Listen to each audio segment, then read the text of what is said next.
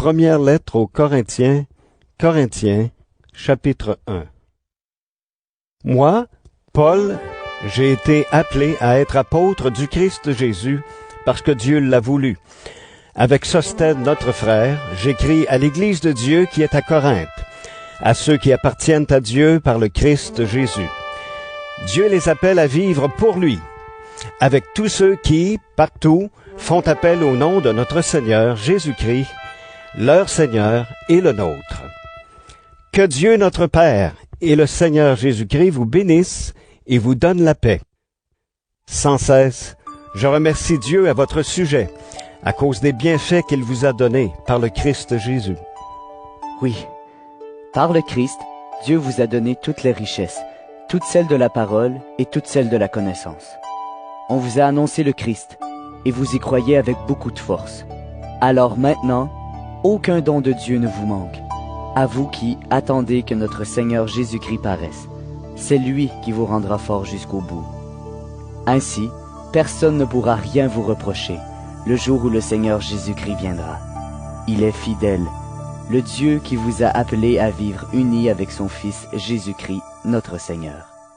Frères et sœurs chrétiens, au nom de notre Seigneur Jésus-Christ, je vous le demande, soyez tous d'accord entre vous. Parmi vous, pas de division. Soyez très unis, ayez un même esprit et une même pensée. Oui, mes frères et mes sœurs, les gens de la famille de Chloé m'ont appris qu'il y a des disputes entre vous. Voici ce que je veux dire. Chacun de vous affirme des choses différentes. L'un dit, « Moi, j'appartiens à Paul. » L'autre dit, « Moi, à Apollos. » Un autre encore, « Moi, j'appartiens à Pierre. » Et un autre dit, « Moi, au Christ. » Est-ce que le Christ est divisé? Est-ce que c'est Paul qui a été cloué sur une croix pour vous? Est-ce que c'est au nom de Paul que vous avez été baptisé? Je remercie Dieu parce que je n'ai baptisé aucun de vous, sauf Crispus et Gaius. Alors personne ne peut dire que vous avez été baptisés en mon nom. Ah, si, j'ai baptisé aussi la famille de Stéphanas. En tout cas, je ne crois pas avoir baptisé quelqu'un d'autre. Le Christ ne m'a pas envoyé baptiser, mais il m'a envoyé annoncer la bonne nouvelle sans me servir des paroles de la sagesse humaine. Ainsi la mort du Christ sur la croix ne perd pas son pouvoir. Oui, le message de la croix est une folie pour ceux qui perdent leur vie loin de Dieu. Mais pour ceux que Dieu sauve, c'est-à-dire pour nous, il est puissance de Dieu. Dans les livres saints, on lit « Je détruirai la sagesse des sages et je rejetterai l'intelligence des gens intelligents. » Qu'est-ce que le sage peut dire encore? Et l'homme instruit, et celui qui discute bien dans ce monde, qu'est-ce qu'ils peuvent dire encore? Dieu a montré que la sagesse de ce monde est une folie. En effet, le monde avec sa sagesse n'a pas reconnu Dieu en voyant la sagesse de Dieu. Alors Dieu a décidé de sauver ceux qui croient grâce au message que nous annonçons, et ce message semble fou. Les Juifs demandent des signes étonnants, et ceux qui ne sont pas Juifs cherchent la sagesse. Mais nous annonçons un Messie cloué sur une croix. Les Juifs ne peuvent absolument pas accepter cela, et ceux qui ne sont pas Juifs pensent que c'est une folie. Mais pour ceux que Dieu appelle Juifs et non-Juifs, le Christ est la puissance de Dieu et la sagesse de Dieu. Oui, la folie de Dieu est plus sage que la sagesse des hommes, et la faiblesse de Dieu est plus forte que la force des hommes. Frères et sœurs, regardez qui vous êtes, vous qui avez reçu l'appel de Dieu. Parmi vous, il n'y a pas beaucoup de sages du point de vue humain, pas beaucoup de gens puissants, pas beaucoup de gens importants. Mais pour couvrir de honte les sages, Dieu a choisi ce qui semble fou dans le monde. Pour couvrir de honte ce qui est fort, Dieu a choisi ce qui est faible dans le monde. Pour détruire ce qui est important, Dieu a choisi ce qui est petit dans le monde. Il a choisi ce qu'on méprise, ce qui n'est rien du tout. Dieu a fait cela pour que personne ne puisse se vanter devant lui. C'est lui qui vous a unis au Christ Jésus, et le Christ est devenu pour nous la sagesse qui vient de Dieu. Par lui, Dieu nous rend justes. Il nous choisit pour lui et il nous libère du péché.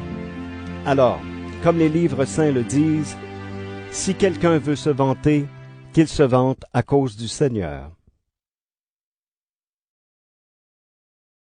Première lettre aux Corinthiens, chapitre 2. Moi-même, frères et sœurs chrétiens, je suis venu chez vous pour vous annoncer le projet caché de Dieu. Mais je ne l'ai pas fait avec des paroles compliquées, ni avec des connaissances extraordinaires. En effet, au milieu de vous, je n'ai rien voulu savoir, sinon Jésus-Christ et Jésus-Christ cloué sur une croix. Moi-même, devant vous, j'ai été faible, j'avais peur, je tremblais. Ma parole et mon enseignement n'avaient rien à voir avec les discours convaincants de la sagesse humaine. Mais c'est la puissance de l'Esprit Saint qui apparaissait clairement dans ce que je disais. Ainsi votre foi ne peut pas s'appuyer sur la sagesse humaine, mais sur la puissance de Dieu. Pourtant, c'est bien une sagesse que nous enseignons aux chrétiens adultes dans la foi. Mais cette sagesse n'est pas la sagesse de ce monde. Ce n'est pas la sagesse des puissances mauvaises de ce monde qui seront détruites. Nous enseignons la sagesse mystérieuse de Dieu, qui était restée cachée.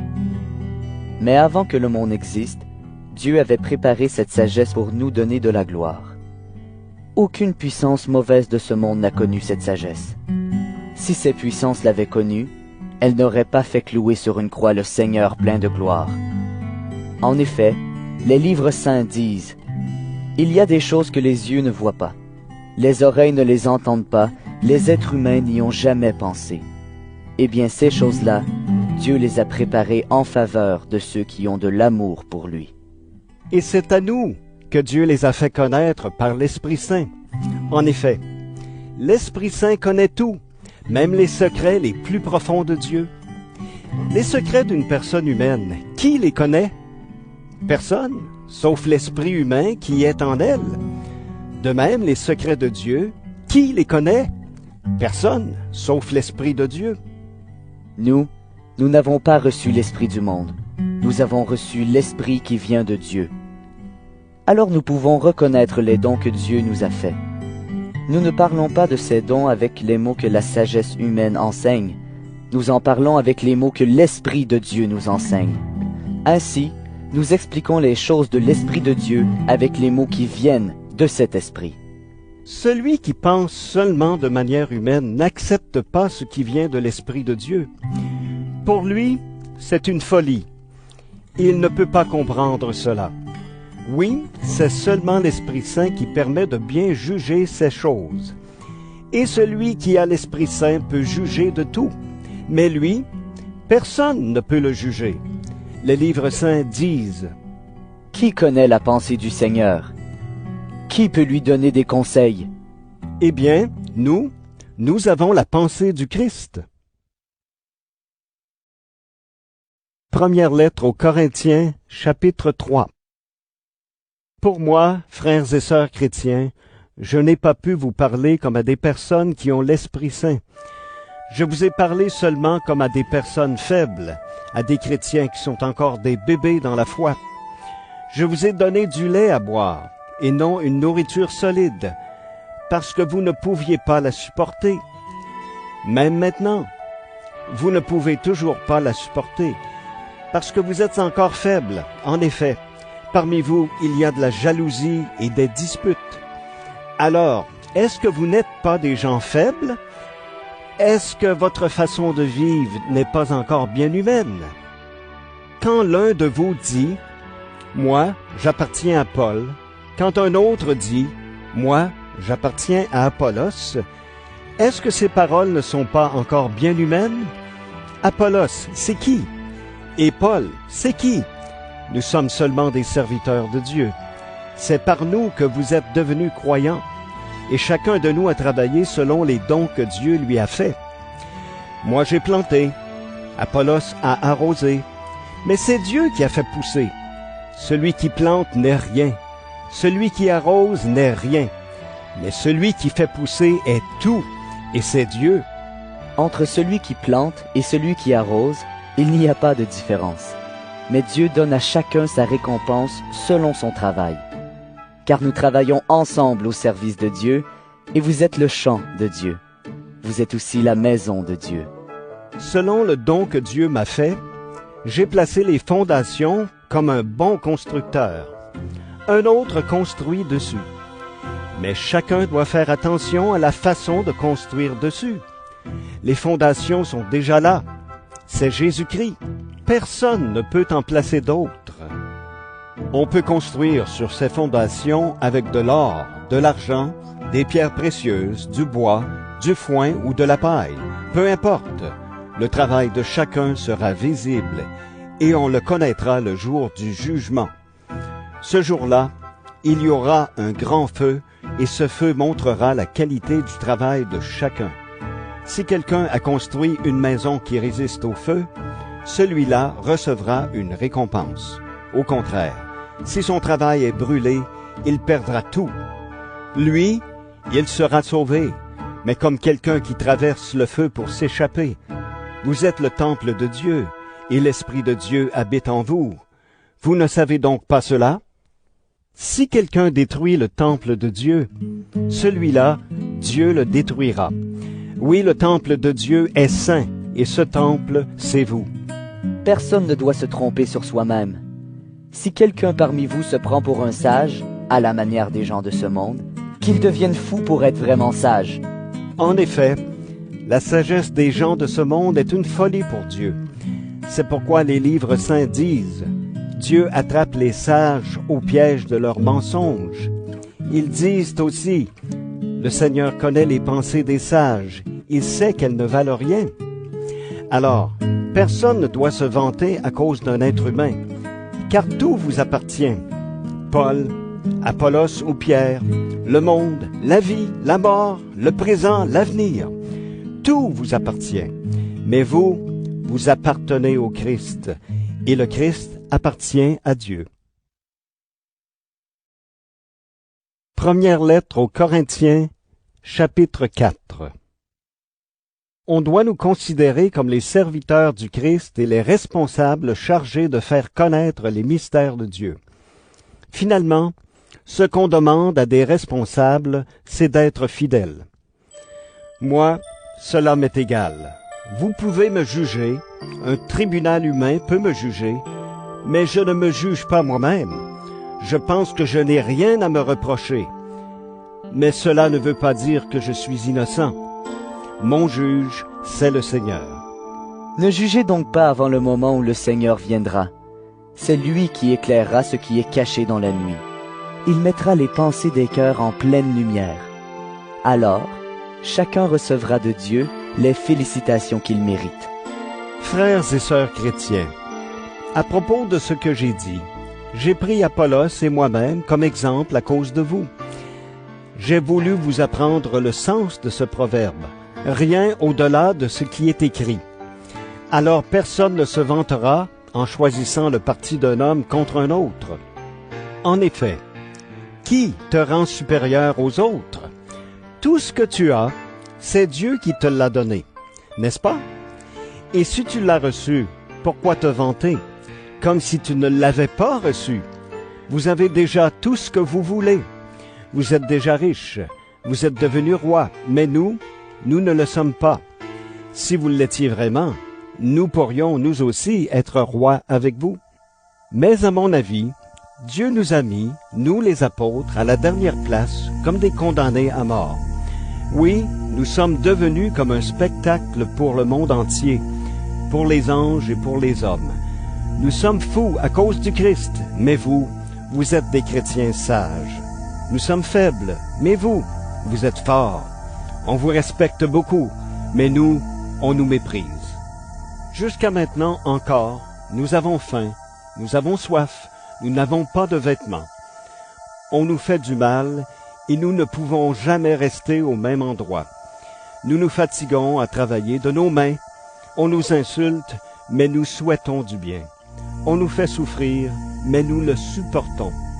On dit du mal de nous, mais nous encourageons les autres.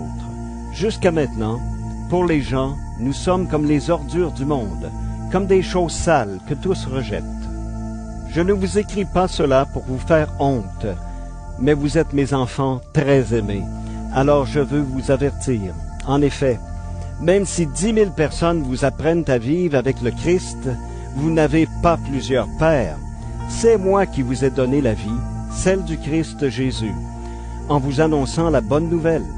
Donc, je vous le demande avec force, suivez mon exemple.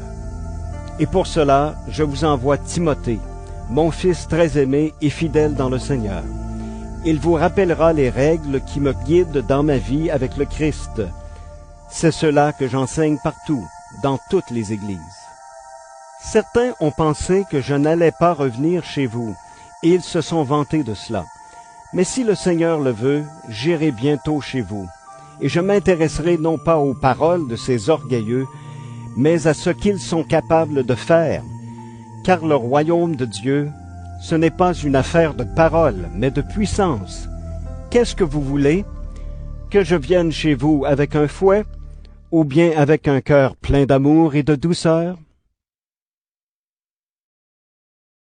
Première lettre aux Corinthiens, chapitre 5.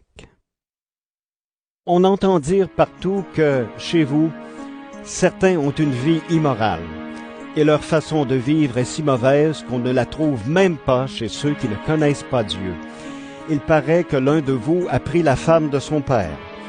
Et vous vous gonflez d'orgueil, vous devriez plutôt être plein de tristesse. Vous devriez chasser de votre communauté l'homme qui vit de cette façon. Moi, je suis loin de vous, mais je suis près de vous en esprit. Eh bien, j'ai déjà jugé l'homme qui a fait cela, comme si j'étais parmi vous. Réunissez-vous au nom du Seigneur Jésus, je serai avec vous en esprit. Et, avec la puissance de notre Seigneur Jésus, livrez cet homme à Satan. Son corps sera détruit, mais par là, lui-même pourra être sauvé le jour où le Seigneur viendra. Vous avez bien tort d'être plein d'orgueil. Un peu de levain fait lever toute la pâte. Vous ne savez donc pas cela? Enlevez le vieux levain du péché pour devenir pur. Alors, vous serez comme une pâte nouvelle et sans levain, ce que vous êtes déjà. En effet, le Christ a été offert en sacrifice comme notre agneau de Pâques.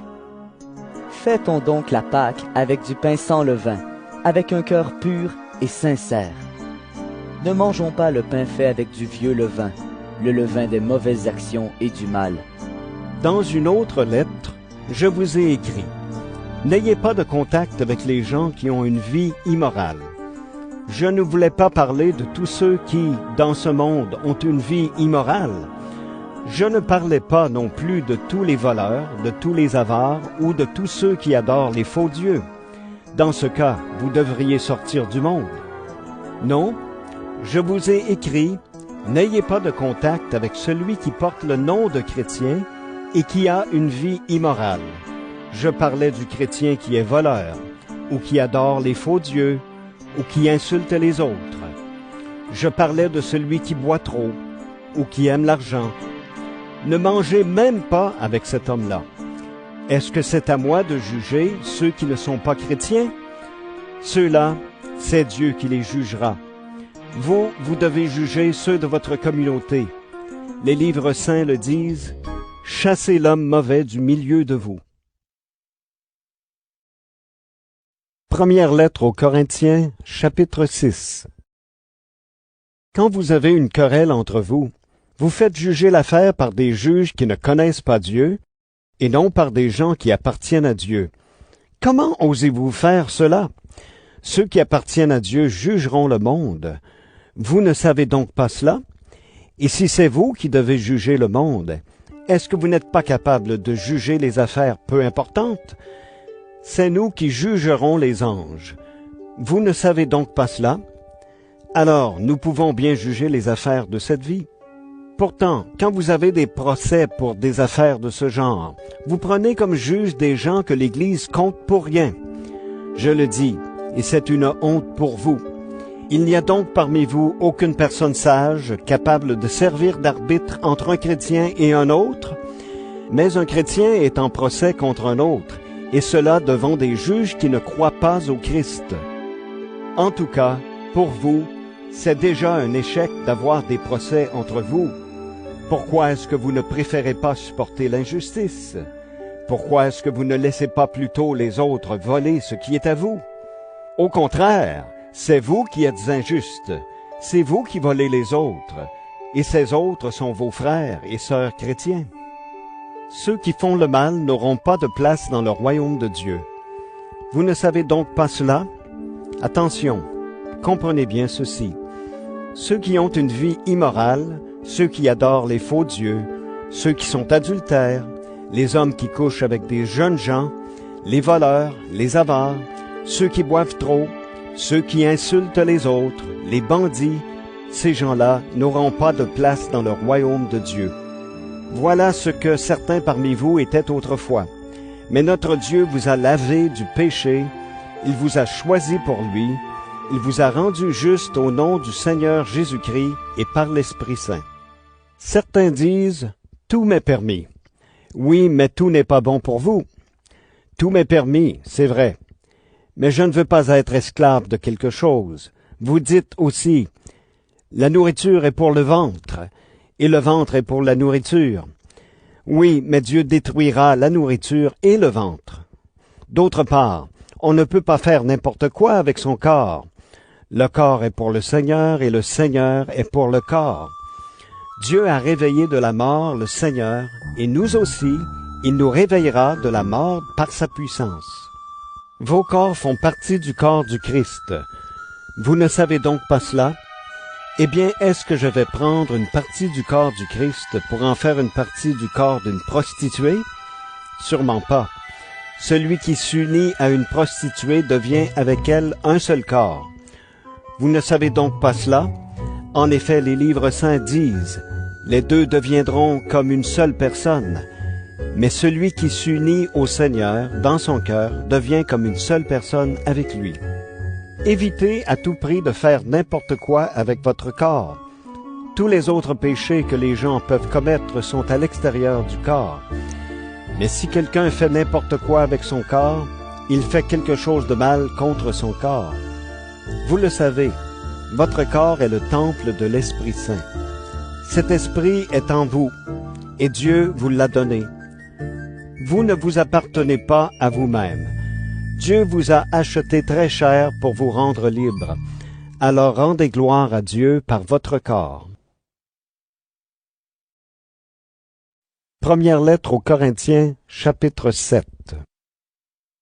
Maintenant, je réponds à ce que vous m'avez écrit. Pour un homme, c'est une bonne chose de ne pas avoir de femme. Pourtant, pour éviter une vie immorale, chaque homme doit avoir sa femme, chaque femme doit avoir son mari. L'homme doit faire son devoir de mari envers sa femme, et la femme doit faire son devoir de femme envers son mari. La femme ne peut pas faire ce qu'elle veut de son corps. Son corps est à son mari. Le mari ne peut pas faire ce qu'il veut de son corps. Son corps est à sa femme. Ne refusez pas de vous unir l'un à l'autre. Mais il y a une exception.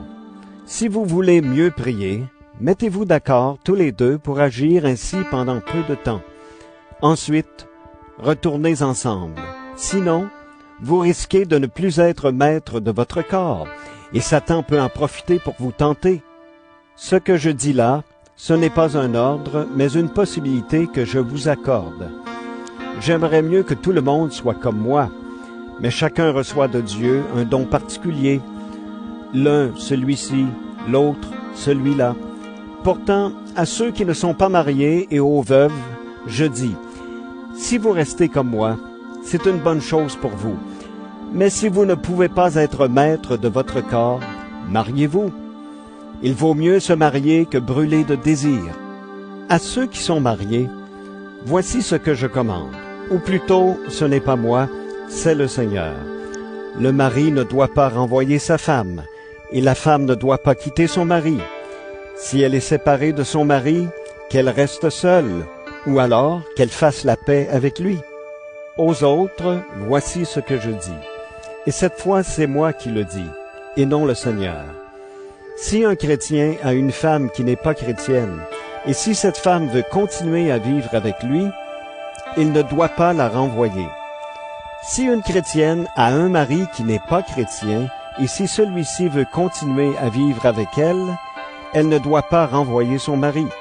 En effet, le mari qui n'est pas chrétien est proche de Dieu parce qu'il est uni à sa femme. La femme qui n'est pas chrétienne est proche de Dieu parce qu'elle est unie à son mari. Sinon, vos enfants seraient comme des enfants séparés de Dieu, mais en réalité, ils sont proches de Dieu. Pourtant, si celui qui n'est pas chrétien veut partir, il peut le faire. Dans ce cas, celui qui est chrétien, le mari ou la femme, n'est plus lié à l'autre, car Dieu vous appelle à vivre dans la paix. Toi qui es chrétienne, est-ce que tu es sûr de sauver ton mari? Et toi qui es chrétien, est-ce que tu es sûr de sauver ta femme? Quand Dieu vous a appelé, vous viviez dans la situation que le Seigneur vous avait donnée. Donc, à part ce que je viens de dire, chacun doit continuer à vivre dans cette situation. Voilà la règle que je donne dans toutes les églises. Quand Dieu t'a appelé, est-ce que tu étais circoncis? Eh bien, reste circoncis. Tu n'étais pas circoncis? Alors ne te fais pas circoncire. Être circoncis, cela ne signifie rien. Ne pas être circoncis, cela ne signifie rien non plus. Ce qui est important, c'est de faire ce que Dieu commande. Chacun doit rester dans la situation où il était, quand Dieu l'a appelé. Quand Dieu t'a appelé, est-ce que tu étais esclave? Ne sois pas inquiet pour cela. Mais si tu peux devenir un homme libre, profites-en. En effet, l'esclave que le Seigneur a appelé est devenu libre. Il appartient au Seigneur. L'homme libre que le Seigneur a appelé est devenu l'esclave du Christ. Dieu vous a acheté très cher pour vous rendre libre. Ne devenez donc pas esclaves des hommes. Frères et sœurs chrétiens, chacun doit rester devant Dieu dans la situation où il était, quand Dieu l'a appelé. Pour ceux qui ne sont pas mariés, je n'ai pas d'ordre du Seigneur, mais je donne mon avis. C'est l'avis d'un homme digne de confiance, parce que le Seigneur a été bon pour lui. Voici ce que je pense. À cause des difficultés actuelles, c'est une bonne chose de ne pas être marié. Oui, il est bon pour chacun de rester comme il est. Est-ce que tu as une femme? Ne cherche pas à la quitter. Tu n'as pas de femme? Ne cherche pas à te marier. Pourtant, si tu te maries, tu ne commets pas de péché. Et si une jeune fille se marie, elle ne commet pas de péché. Mais les gens mariés auront beaucoup à souffrir dans leur vie de tous les jours, et moi, je voudrais vous éviter cela. Frères et sœurs chrétiens, je vous le dis, il reste peu de temps. Dès maintenant, ceux qui ont une femme doivent vivre comme s'ils n'en avaient pas. Ceux qui pleurent doivent vivre comme s'ils ne pleuraient pas. Ceux qui sont dans la joie doivent vivre comme s'ils n'étaient pas dans la joie. Ceux qui achètent doivent vivre comme si les choses achetées n'étaient pas à eux. Ceux qui profitent de ce monde doivent vivre comme s'ils n'en profitaient pas. En effet, le monde d'aujourd'hui ne va pas durer toujours. Je voudrais que vous n'ayez pas de soucis. Celui qui n'est pas marié s'occupe des affaires du Seigneur. Il cherche à plaire au Seigneur. Mais celui qui est marié s'occupe des affaires du monde. Il cherche à plaire à sa femme. Et ainsi, il est partagé. La femme qui n'est pas mariée ou la jeune fille s'occupe des affaires du Seigneur. Elle cherche à lui appartenir totalement en lui donnant toute leur personne. Mais la femme mariée s'occupe des affaires du monde. Elle cherche à plaire à son mari. Je vous dis cela dans votre intérêt, et non pour vous tendre un piège. Je souhaite que vous choisissiez ce qui est le mieux, en vous attachant au Seigneur et à lui seul. Un jeune homme désire fortement sa fiancée. Il pense qu'il risque de mal agir avec elle et qu'ils doivent se marier. Alors il doit faire comme il veut. Tous deux n'ont qu'à se marier. Ce jeune homme ne commet pas de péché. Mais il peut décider fermement dans son cœur de ne pas se marier et de ne pas coucher avec sa fiancée. S'il décide vraiment cela dans son cœur, sans être forcé et en restant maître de ses désirs, il fait bien de ne pas se marier. Ainsi, celui qui se marie avec sa fiancée agit bien, mais celui qui ne se marie pas avec elle fait encore mieux. La femme reste liée à son mari pendant tout le temps qu'il vit. Si son mari meurt, elle est libre de se marier avec l'homme qu'elle veut, mais à une condition. cet homme doit être chrétien. Pourtant, à mon avis, elle sera plus heureuse si elle reste comme elle est. Et moi aussi, je crois avoir l'Esprit de Dieu. Première lettre aux Corinthiens, chapitre 8. La question des animaux offerts en sacrifice aux faux dieux, c'est sûr, nous la connaissons tous, comme vous dites. Mais cette connaissance gonfle d'orgueil. Au contraire, l'amour construit la communauté. Si quelqu'un croit connaître quelque chose, il ne sait pas encore comment il faut connaître. Mais si quelqu'un aime Dieu, Dieu le connaît. Donc, est-ce qu'on peut manger la viande des animaux offerts aux faux dieux? Les faux dieux n'existent pas dans le monde. Nous le savons bien. Il n'y a qu'un seul Dieu. Bien sûr, certains disent qu'il y a des dieux au ciel et sur la terre. Et c'est vrai, pour eux, il y a plusieurs dieux et plusieurs seigneurs. En tout cas, pour nous, il n'y a qu'un seul Dieu, c'est le Père. Tout vient de lui, et c'est pour lui que nous vivons. Et il n'y a qu'un seul Seigneur, c'est Jésus-Christ. Tout existe par lui, et c'est par lui que nous vivons. Mais tous ne savent pas cela. Jusqu'à présent, certains avaient l'habitude de prier les faux dieux. Maintenant encore, ils mangent la viande des sacrifices comme s'il était vraiment offerte aux faux dieux. Leur conscience est fragile, et ils se sentent salis par cette nourriture. Pourtant, ce n'est pas la nourriture qui nous rapproche de Dieu. Si nous n'en mangeons pas, nous ne perdons rien. Si nous en mangeons, nous ne gagnons rien non plus. Vous êtes libres de faire ce que vous voulez. Mais attention, cette liberté ne doit pas faire tomber les chrétiens fragiles dans le péché.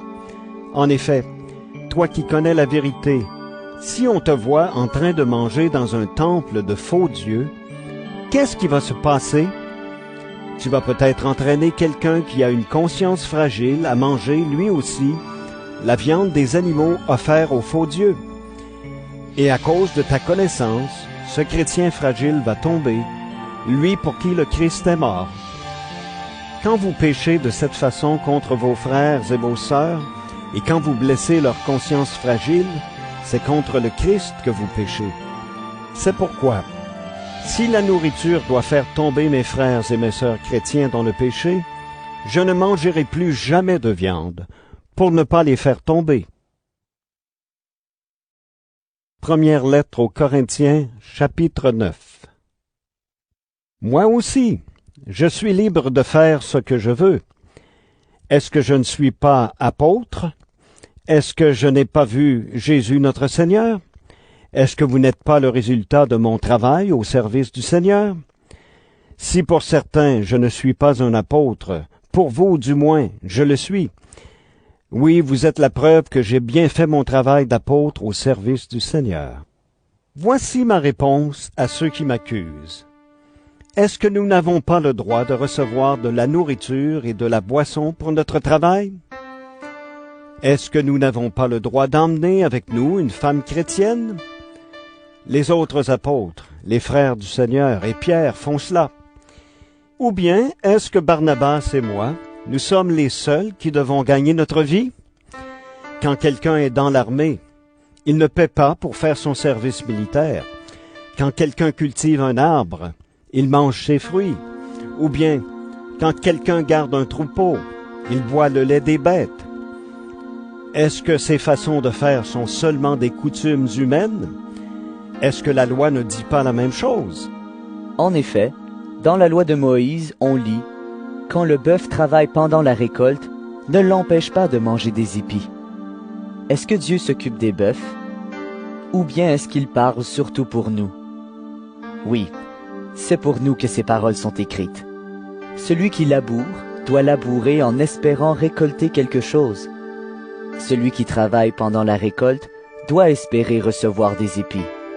Nous avons semé en vous les bienfaits de l'Esprit Saint. Alors si nous récoltons une partie de vos richesses matérielles, est-ce que c'est extraordinaire? Si certains ont le droit de faire cela chez vous, nous l'avons beaucoup plus qu'eux, mais nous n'avons pas profité de ce droit. Au contraire, nous supportons tout pour ne pas gêner la bonne nouvelle du Christ. ceux qui font le service du temple. C'est le temple qui les nourrit. Ceux qui offrent des sacrifices sur l'autel reçoivent leur part de ces sacrifices. Vous ne savez donc pas cela? De la même façon, ceux qui annoncent la bonne nouvelle doivent vivre de cette bonne nouvelle. C'est le Seigneur qui l'a commandé. Mais moi, je n'ai profité de rien de tout cela, et je n'écris pas ici pour réclamer ses droits, plutôt mourir. Non, personne ne m'enlèvera cette raison d'être fier. Pour moi, annoncer la bonne nouvelle, ce n'est pas une raison d'être fier, car je ne peux pas faire autrement. Quel malheur pour moi si je n'annonce pas la bonne nouvelle. Si c'était moi qui avais choisi ce travail, oui, j'aurais droit à un salaire. Mais comme je ne peux pas faire autrement, je fais simplement ce que je dois. Alors, quel est mon salaire? C'est d'offrir la bonne nouvelle gratuitement. Je l'annonce sans profiter des droits qu'elle me donne. Personne parmi vous ne peut me forcer à faire quelque chose. Pourtant, j'ai voulu devenir le serviteur de tous, pour gagner le plus de gens possible. Avec les Juifs, je vis comme un Juif, pour gagner les Juifs. Avec ceux qui obéissent à la loi de Moïse, j'obéis à la loi, pour gagner ceux qui lui obéissent. Pourtant, je ne suis pas obligé d'obéir à cette loi. Avec ceux qui ne connaissent pas la loi de Moïse, je vis comme si je n'avais pas cette loi, pour gagner ceux qui ne la connaissent pas. Pourtant, j'ai la loi de Dieu, puisque j'obéis à la loi du Christ. Avec les chrétiens fragiles, je vis comme si j'étais fragile, pour gagner ceux qui sont fragiles. Je me donne entièrement à tous, pour en sauver sûrement quelques-uns. Et tout cela, je le fais à cause de la bonne nouvelle, pour participer à ses richesses. Au stade, tous les coureurs font la course, mais un seul gagne le prix. Vous ne savez donc pas cela? Alors courez pour gagner le prix. Tous les sportifs s'entraînent en se privant de beaucoup de choses. Eux, ils le font pour gagner une récompense qui ne dure pas. Nous, c'est pour une récompense qui dure. C'est pourquoi, moi, je cours, mais pas au hasard. Je suis comme un boxeur, mais je ne donne pas de coups dans le vide. Je traite mon corps durement. J'en suis totalement maître. Sinon, moi qui ai annoncé le message aux autres, je risque ensuite d'être éliminé. Première lettre aux Corinthiens, chapitre 10. Frères et sœurs chrétiens, je veux vous rappeler ce qui est arrivé à nos ancêtres. Ils ont tous été protégés par le nuage. Ils ont tous traversé la mer Rouge. Ils ont tous été baptisés dans le nuage et dans la mer, en étant unis à Moïse. Ils ont tous mangé la même nourriture spirituelle, et ils ont bu la même boisson spirituelle. En effet, ils ont bu à un rocher spirituel qui les suivait, et ce rocher, c'était le Christ. Pourtant, parmi eux, presque personne n'a plu à Dieu. C'est pourquoi ils sont morts dans le désert. Ces choses-là sont arrivées pour nous servir d'exemple. Alors nous n'aurons pas envie de faire le mal comme nos ancêtres. N'adorez pas les faux dieux, comme certains parmi eux l'ont fait. Les livres saints racontent cela. Le peuple s'est assis pour manger et pour boire. Ensuite, les gens se sont mis debout pour s'amuser. N'ayons pas une vie immorale en agissant comme certains d'entre eux l'ont fait, et 23 000 sont morts en un seul jour. Ne provoquons pas le Seigneur, comme certains parmi eux l'ont fait, et des serpents les ont fait mourir. Enfin, ne nous plaignons pas, comme certains parmi eux l'ont fait, et l'ange de la mort les a détruits. Ces choses-là sont arrivées à nos ancêtres pour nous servir d'exemple. On les a écrites pour nous avertir, nous qui sommes bientôt arrivés à la fin des temps. C'est pourquoi celui qui se croit solide doit faire attention à ne pas tomber. Toutes les tentations que vous avez rencontrées étaient normales pour des hommes et des femmes. Dieu est fidèle, et il ne permettra pas que vous soyez tentés au-dessus de vos forces. Quand vous serez tentés, Dieu vous donnera la force de le supporter et le moyen d'en sortir. C'est pourquoi, mes amis très chers, n'allez pas aux cérémonies en l'honneur des faux dieux. Je vous parle comme à des personnes sages. Jugez vous-même ce que je dis. Nous remercions Dieu pour la coupe de bénédiction. Quand nous la buvons, est-ce que nous n'entrons pas en communion avec le sang du Christ? Quand nous mangeons le pain que nous partageons, est-ce que nous n'entrons pas en communion avec le corps du Christ? Il y a un seul pain. Alors, tous ensemble, nous sommes un seul corps, parce que nous mangeons tous un seul pain. Voyez les Israélites. Ceux qui mangent des animaux offerts en sacrifice sur l'autel sont en communion avec Dieu. Qu'est-ce que je veux dire? Que la viande offerte aux faux dieux vaut quelque chose? Ou bien que les faux dieux valent quelque chose? Non. Mais je veux dire que ces sacrifices sont offerts aux esprits mauvais et non à Dieu. Et je ne veux pas que vous soyez en communion avec les esprits mauvais. Vous ne pouvez pas boire à la fois à la coupe du Seigneur et à la coupe des esprits mauvais. Vous ne pouvez pas prendre part à la fois au repas du Seigneur et au repas des esprits mauvais. Ou bien, est-ce que nous voulons rendre le Seigneur jaloux? Est-ce que nous sommes plus forts que lui? Certains disent, tout est permis. Oui, mais tout n'est pas bon. Tout est permis, c'est vrai, mais tout ne construit pas la communauté. Personne ne doit chercher son intérêt à soi, mais plutôt celui des autres. Tout ce qu'on vend au marché, mangez-en sans poser de questions, avec une conscience tranquille.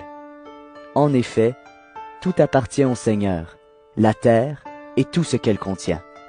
Par exemple, quelqu'un qui n'est pas chrétien vous invite et vous acceptez son invitation. Alors mangez la nourriture qu'on vous offre avec une conscience tranquille. Mais on vous dira peut-être, c'est de la viande offerte en sacrifice aux faux dieux. Alors n'en mangez pas, à cause de celui qui vous a dit cela, et pour des raisons de conscience. Je parle de sa conscience à lui, et non de la vôtre. Mais est-ce que la conscience de quelqu'un d'autre va juger ce que je fais librement? Pourquoi donc? Quand je mange en remerciant Dieu, je dis merci pour la nourriture.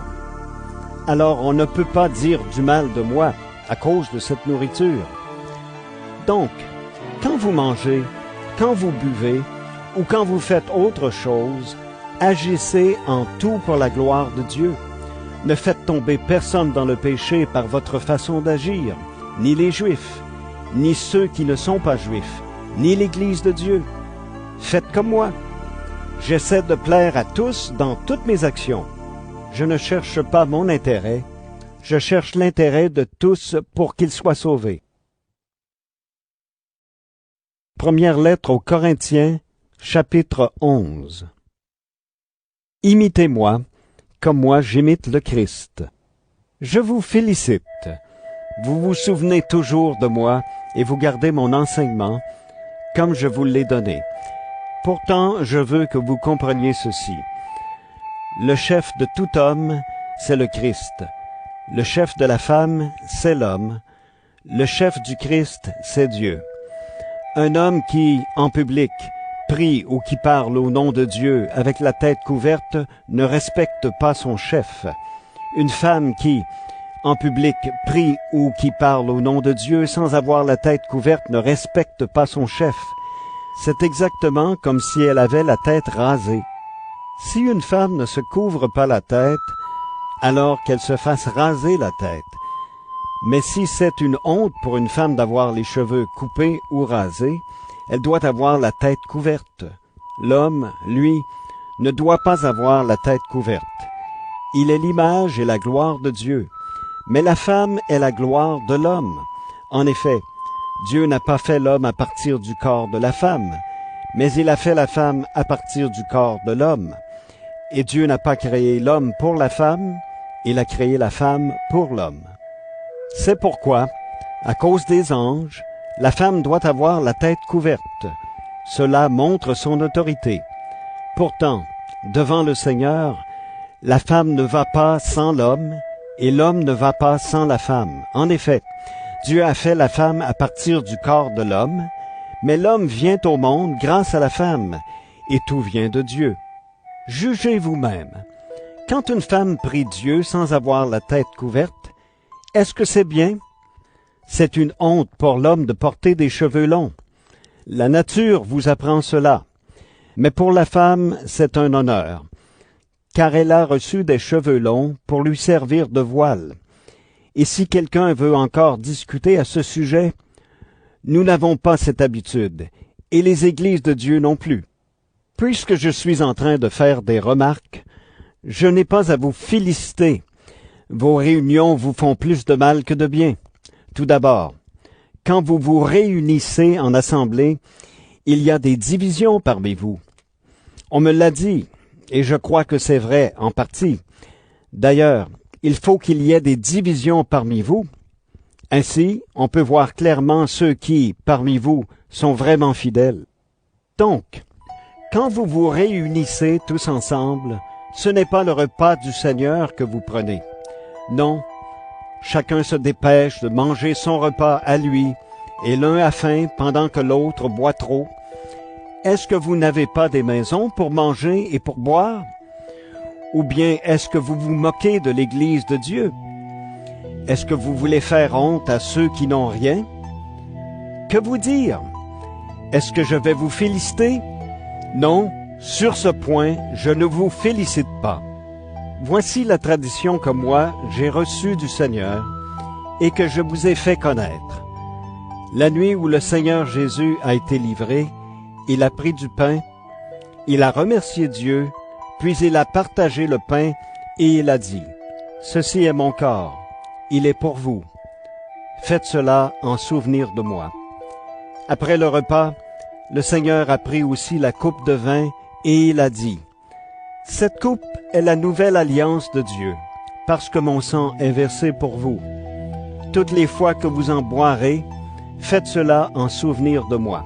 En effet, chaque fois que vous mangez ce pain et que vous buvez cette coupe, vous annoncez la mort du Seigneur, jusqu'à ce qu'il vienne. C'est pourquoi celui qui mange le pain du Seigneur ou qui boit sa coupe sans respect, celui-là est coupable envers le corps et le sang du Seigneur. Alors, chacun doit bien réfléchir à sa façon de vivre. Ensuite, qu'il mange ce pain et boive cette coupe. Car celui qui mange le pain et qui boit la coupe sans reconnaître le corps du Seigneur, celui-là se condamne lui-même en mangeant et en buvant. C'est pourquoi parmi vous, il y a beaucoup de malades et de gens sans force, et plusieurs sont morts. Si nous examinions notre conduite, Dieu ne nous jugerait pas. Mais le Seigneur nous juge et nous corrige, pour que nous ne soyons pas condamnés avec le monde. Alors, mes frères et mes sœurs, quand vous vous réunissez pour manger, attendez-vous les uns les autres. Si quelqu'un a faim, il doit manger chez lui. Ainsi, quand vous vous réunirez, Dieu ne vous jugera pas. Pour les autres questions, je les réglerai quand je viendrai. Première lettre aux Corinthiens, chapitre 12. Frères et sœurs chrétiens, au sujet des dons de l'Esprit Saint, je ne veux pas que vous restiez ignorants. Autrefois, vous ne connaissiez pas encore Dieu. Vous le savez, vous étiez entraînés vers les faux dieux qui ne parlent pas. Vous ne pouviez pas leur résister. C'est pourquoi je veux vous faire savoir une chose. Si quelqu'un parle avec l'aide de l'Esprit de Dieu, il ne peut pas dire « Que Jésus soit maudit ». Et sans l'aide de l'Esprit Saint, personne ne peut dire « Jésus est le Seigneur ». Oui, il y a des dons différents, mais c'est le même Esprit qui les donne. Il y a des façons de servir différentes, mais on sert le même Seigneur. Il y a des activités différentes, mais c'est le même Dieu qui les produit toutes en tous. Chacun reçoit le don de montrer la puissance de l'Esprit Saint, et cela pour le bien de tous. L'un reçoit de l'Esprit le don de parler avec sagesse. L'autre reçoit du même Esprit le don de faire connaître Dieu. Un autre reçoit de cet unique Esprit le don d'une foi très solide. Un autre reçoit de ce même Esprit le don d'une foi très solide. Un autre reçoit de cet unique Esprit le don de guérir les malades. Un autre peut faire des actions extraordinaires. Un autre peut parler au nom de Dieu. Un autre sait faire la différence entre ce qui vient de l'Esprit Saint et ce qui ne vient pas de lui. Un autre peut parler en des langues inconnues. Un autre peut les traduire. Mais tout cela, c'est le seul et même Esprit Saint qui le rend possible. Il distribue ses dons à chacun comme il veut. Utilisons une comparaison. Le corps forme un tout, et pourtant, il a plusieurs parties.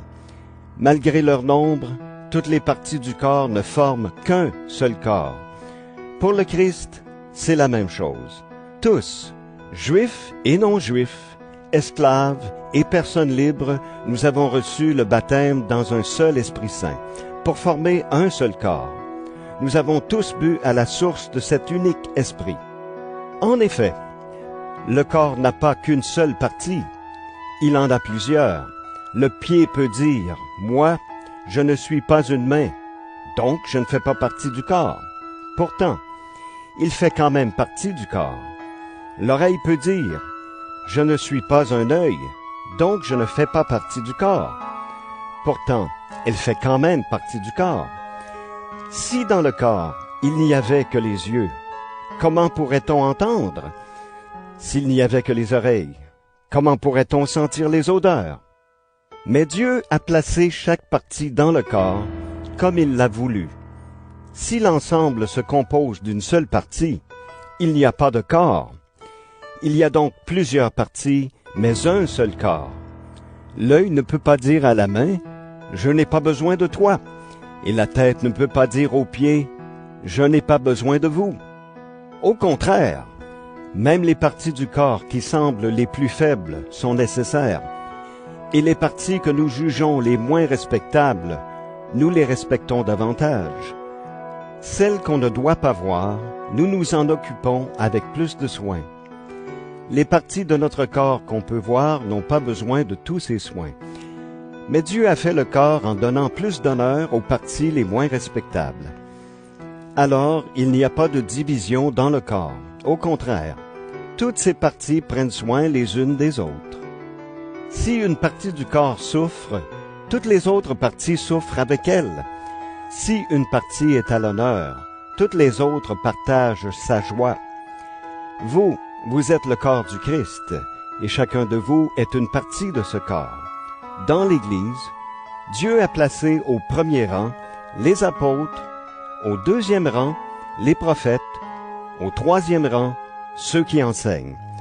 Ensuite, il y a ceux qui font des actions extraordinaires, puis ceux qui ont le don de guérir.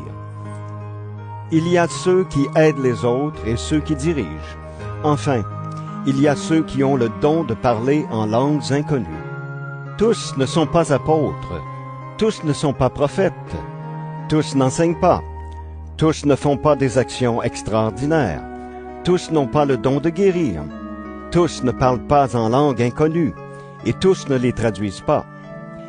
Cherchez donc à avoir les dons les plus grands. Mais maintenant, je vais vous montrer un chemin meilleur que les autres. Première lettre aux Corinthiens, chapitre 13. Je peux parler les langues des hommes et les langues des anges, mais si je n'aime pas les autres, je suis seulement une cloche qui sonne, une cymbale bruyante. Je peux avoir le don de parler au nom de Dieu. Je peux comprendre tous les mystères et posséder toute la connaissance. Je peux avoir une foi assez grande pour déplacer les montagnes. Mais si je n'aime pas les autres, je ne suis rien. Je peux distribuer toutes mes richesses à ceux qui ont faim. Je peux livrer mon corps au feu. Mais si je n'aime pas les autres, je n'y gagne rien. L'amour est patient. L'amour rend service. Il n'est pas jaloux. Il ne se vante pas. Il ne se gonfle pas d'orgueil. L'amour ne fait rien de honteux. Il ne cherche pas son intérêt. Il ne se met pas en colère. Il ne se souvient pas du mal. Il ne se réjouit pas de l'injustice, mais il se réjouit de la vérité. L'amour excuse tout. Il croit tout. Il espère tout. Il supporte tout. L'amour ne disparaît jamais. les paroles dites au nom de Dieu s'arrêteront, le don de parler en langues inconnues disparaîtra, la connaissance finira. En effet, nous ne connaissons pas tout, et les paroles dites au nom de Dieu ne sont pas complètes. Mais quand tout deviendra parfait, ce qui n'est pas complet disparaîtra. Quand j'étais enfant, je parlais comme un enfant, je pensais comme un enfant. Maintenant je suis un homme et je n'agis plus comme un enfant. À présent, nous ne voyons pas les choses clairement, nous les voyons comme dans un miroir, mais plus tard, nous verrons face à face.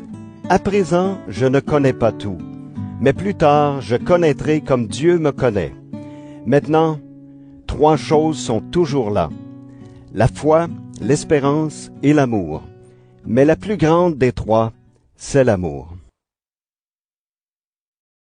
Première lettre aux Corinthiens, chapitre 14.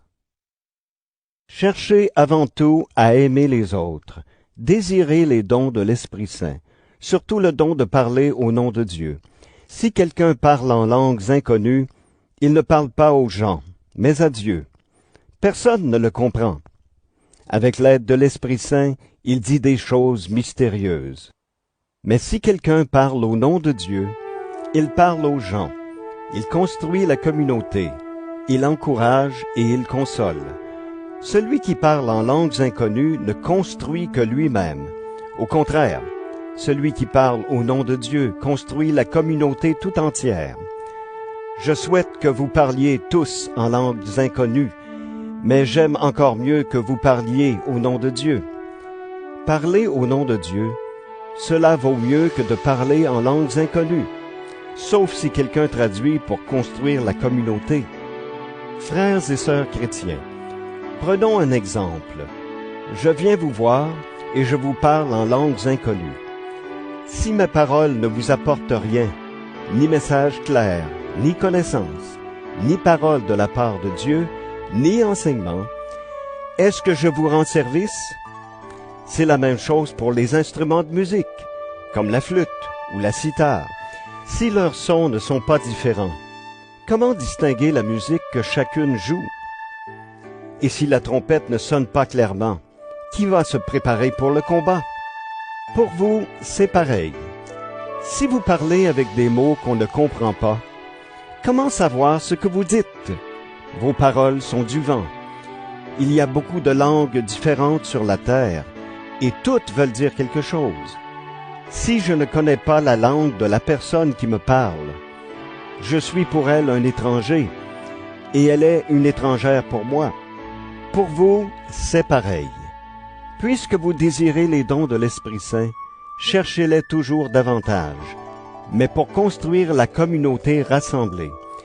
C'est pourquoi celui qui parle en langues inconnues doit prier pour avoir le don de les traduire. Si je prie en langues inconnues, mon cœur est en prière, mais mon intelligence ne travaille pas. Alors que faire? Je prierai avec mon cœur, mais je prierai aussi avec mon intelligence. Je chanterai avec mon cœur, mais je chanterai aussi avec mon intelligence. Si tu remercies Dieu seulement avec ton cœur, le croyant qui n'y connaît rien ne sait pas ce que tu dis. Alors, comment pourra-t-il répondre « Amen » à ta prière de remerciement? Cette prière est sans doute très belle, mais elle n'aide pas les autres à faire des progrès. Grâce à Dieu, je parle en langues inconnues plus que vous tous. Mais dans l'assemblée des chrétiens, j'aime mieux dire 5 paroles claires que 10 000 mots inconnus. De cette façon, j'apprends aussi quelque chose aux autres. Frères et sœurs, quand vous réfléchissez, ne soyez pas des enfants. Pour faire le mal, oui, soyez des bébés. Mais pour réfléchir, soyez des adultes. Dans les livres saints, le Seigneur dit: Je parlerai au peuple d'Israël par des gens qui parlent une langue étrangère, par la bouche d'étrangers. Et pourtant, ils ne m'écouteront pas. Donc, quand quelqu'un parle en langues inconnues, c'est un signe pour ceux qui ne croient pas. Mais cela ne sert à rien pour ceux qui croient. Quand on parle au nom de Dieu, c'est un signe pour ceux qui croient. Mais cela ne sert à rien pour ceux qui ne croient pas. Par exemple, toute l'Église est rassemblée, et tous parlent en langues inconnues. Des croyants qui n'y connaissent rien ou des incroyants arrivent. Ils vont penser que vous êtes fous. Au contraire, tous parlent au nom de Dieu. L'incroyant et le croyant qui n'y connaît rien arrivent. Alors tout ce qu'il entend le fait réfléchir, et il se sent jugé par tous. Les choses cachées au fond de son cœur deviennent claires, et il tombe à genoux, le visage sur le sol.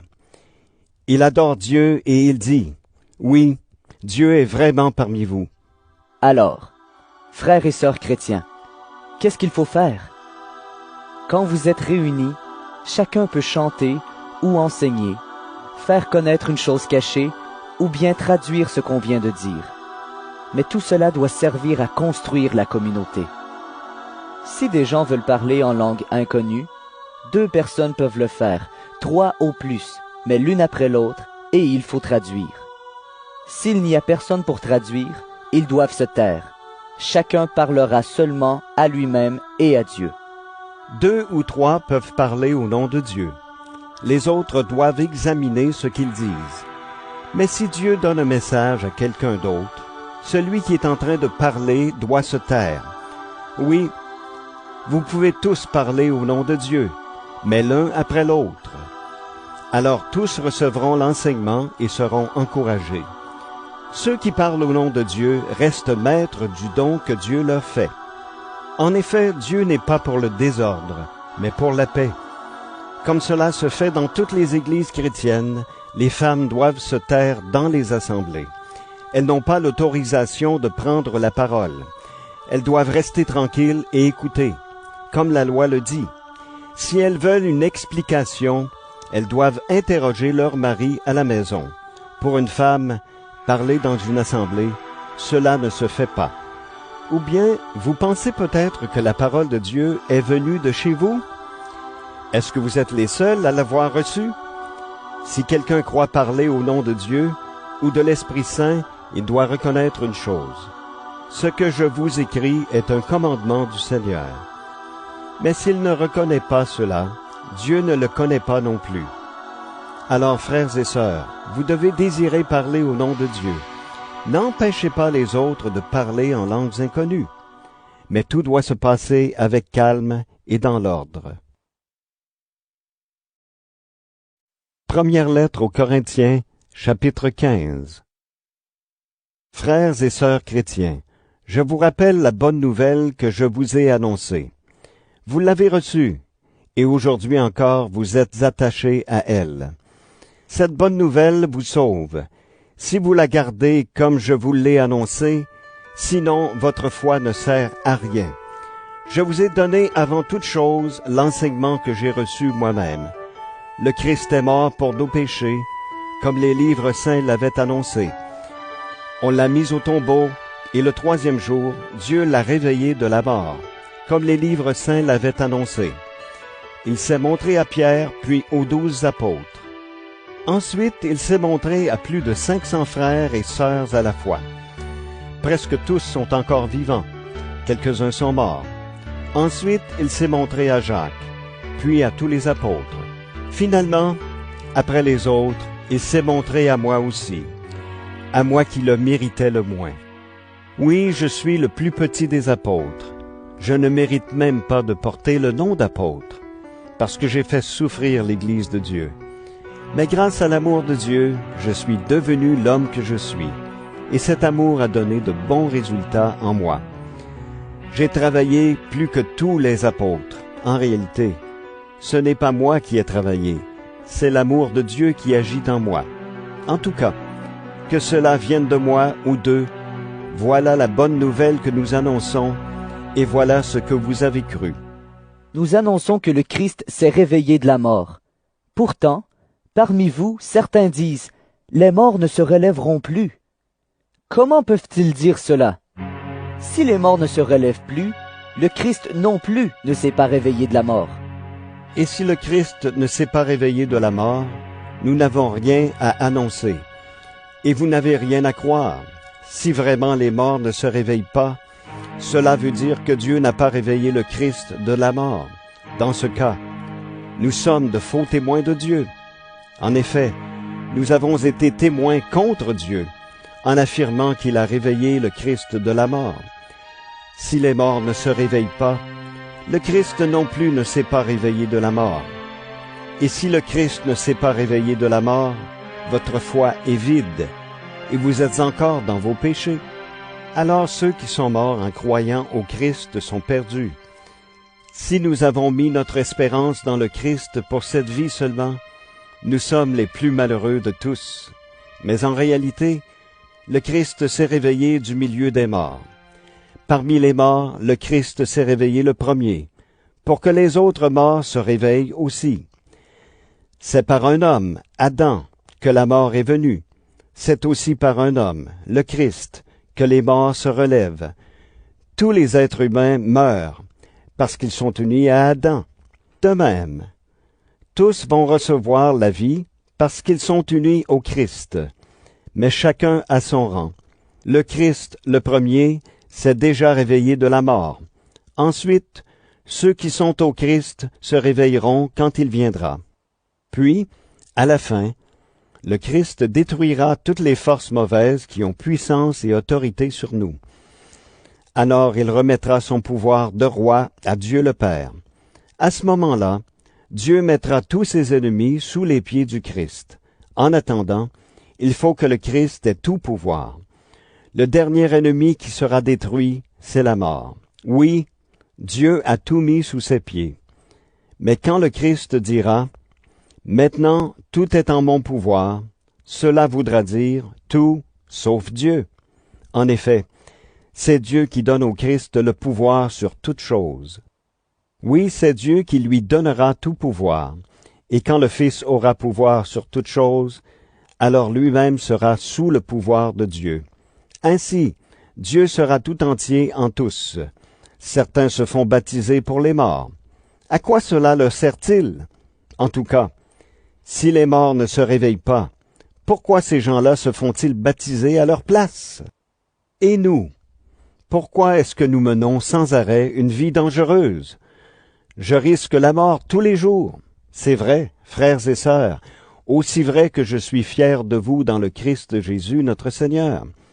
À Éphèse, j'ai lutté contre des gens, de vraies bêtes sauvages. Si c'est seulement pour des raisons humaines, qu'est-ce que j'ai gagné? Si les morts ne se réveillent pas, mangeons et buvons, car demain nous mourrons. Attention, les mauvais amis poussent à faire le mal. Retrouvez votre bon sens. Il le faut, et ne péchez pas. Oui, il y en a parmi vous qui ne connaissent pas Dieu. Je dis cela, et c'est une honte pour vous. Mais quelqu'un peut demander, comment les morts se réveillent-ils? Quelle sorte de corps vont-ils avoir? Réfléchis donc. Quand tu sèmes une graine, elle doit d'abord mourir avant de devenir une plante vivante. Et qu'est-ce que tu sèmes? Tu ne sèmes pas la plante qui va pousser, tu sèmes seulement une graine, peut-être un grain de blé ou une autre semence. Ensuite, Dieu donne à cette graine le corps qu'il veut, et il donne à chaque graine le corps qui est le sien. Aucune chair ne ressemble à une autre.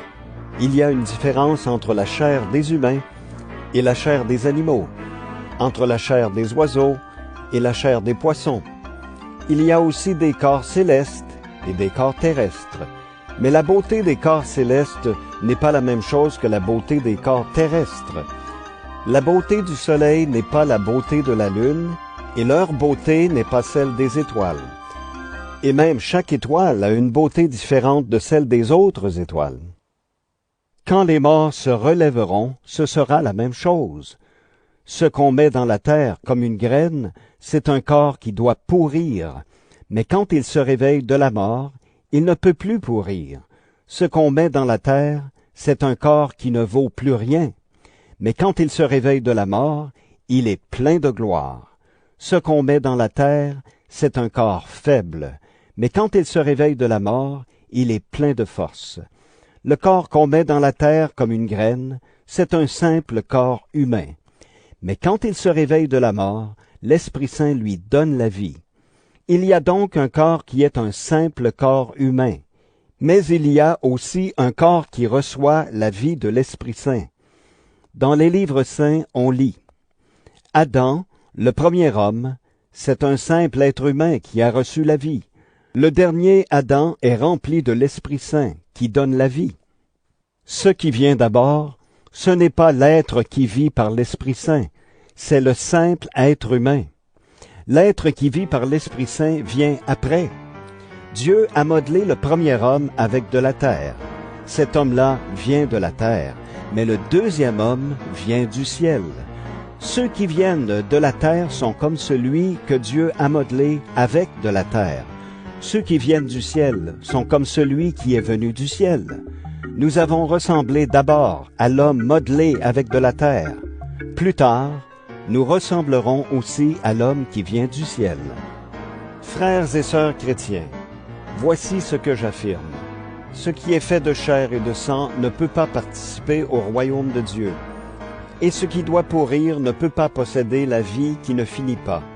Maintenant, je vais vous dire une chose mystérieuse. Nous ne mourrons pas tous, mais tous, nous serons transformés. Cela se fera très vite, en un clin d'œil, quand la trompette sonnera le dernier jour. Oui, la trompette sonnera.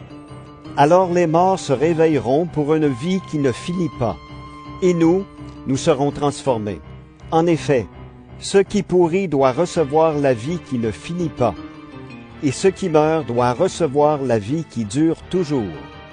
Quand cela arrivera, ce qui doit pourrir recevra la vie qui ne finit pas, et ce qui doit mourir recevra la vie qui dure toujours. Donc, tout se passera comme les livres saints le disent. Une victoire totale a fait disparaître la mort. Mort, où est ta victoire? Mort, où est ton arme? L'arme de la mort, c'est le péché, et la loi rend le péché plus puissant. Mais remercions Dieu qui nous donne la victoire par notre Seigneur Jésus-Christ. Alors, mes frères et mes sœurs très aimés, soyez forts, soyez solides, travaillez toujours mieux au service du Seigneur. Vous le savez, en le servant, vous ne travaillez pas pour rien. Première lettre aux Corinthiens, chapitre 16. Au sujet de l'argent à rassembler pour les chrétiens de Jérusalem, j'ai donné des règles aux églises de Galatie. Suivez-les, vous aussi. Tous les dimanches, chacun de vous doit mettre à part, chez lui, l'argent qu'il a pu économiser. Ainsi, on n'attendra pas mon arrivée pour rassembler l'argent. Quand je serai là, j'enverrai à Jérusalem les gens que vous avez choisis.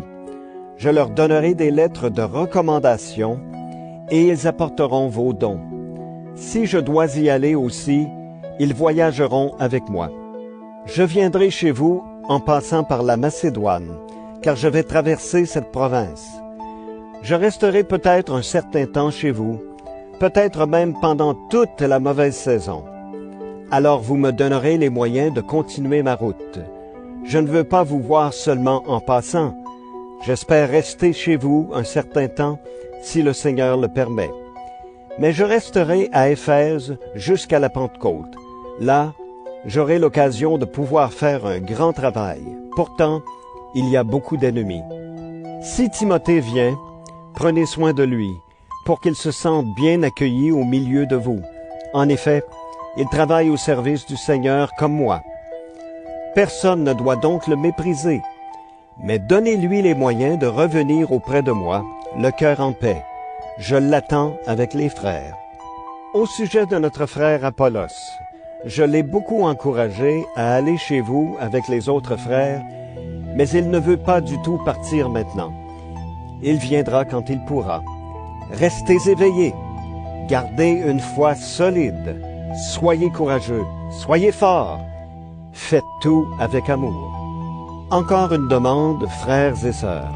Vous le savez, Stéphanas et sa famille ont été les premiers chrétiens d'Achaïe et ils se sont mis au service des autres chrétiens. Alors, obéissez à des gens comme eux et à tous ceux qui travaillent activement avec eux. Je suis heureux de la visite de Stéphanas, de Fortunatus et d'Achaïcus. ils vous ont remplacé auprès de moi. Oui, ils m'ont rassuré et ils vous ont rassuré vous aussi. Reconnaissez la valeur de gens comme eux. Les églises de la province d'Asie vous saluent. Aquilas et Priscille et la communauté qui se réunit chez eux vous saluent bien dans le Seigneur. Tous les chrétiens qui sont ici vous saluent. Saluez-vous les uns les autres en vous embrassant comme des frères et des sœurs. Moi, Paul, j'écris cette salutation de ma main. Si quelqu'un n'aime pas le Seigneur, que Dieu le rejette. Maranatha, viens Seigneur. Que le Seigneur Jésus vous bénisse. Je vous aime tous dans le Christ Jésus.